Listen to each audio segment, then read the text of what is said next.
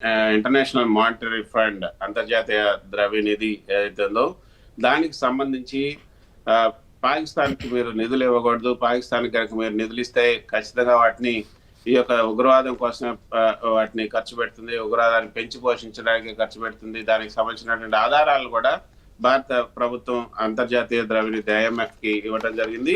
అయితే నిన్న జరిగినటువంటి ఓటింగ్ లో కూడా భారత్ పాల్గొనలేదు.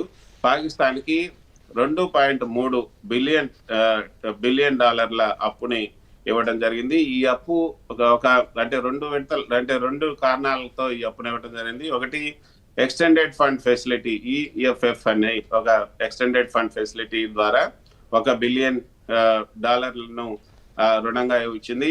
అయితే తర్వాత resilience and sustainability facility RSF కింద, అంటే రుణాలు ఇవ్వడానికి ఏదో కారణం ఉండాలి కాబట్టి ఆ కారణాలని EFF అదేవిధంగా RSF ద్వారా ఈ రుణాలను ఇస్తున్నట్లుగా 1.3 బిలియన్ అప్పు కార్యక్రమాన్ని ఇచ్చింది.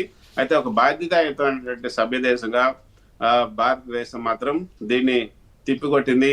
పాకిస్తాన్ గతంలో IMF ఇచ్చినటువంటి నిధులు ఏవైతే ఉన్నాయో వాటన్నిటిని ఏ విధంగా దుర్వినియోగం చేసింది అన్నది కూడా భారత ప్రభుత్వం అన్ని ఆధారాలతో IMF ముందు ఉంచింది. భారత్ చేసినటువంటి వాదనలన్నింటినీ కూడా IMF విన్నది, నోట్ చేసుకుంది, కానీ నిధులు మాత్రం ఇవ్వడానికి అంగీకరించింది.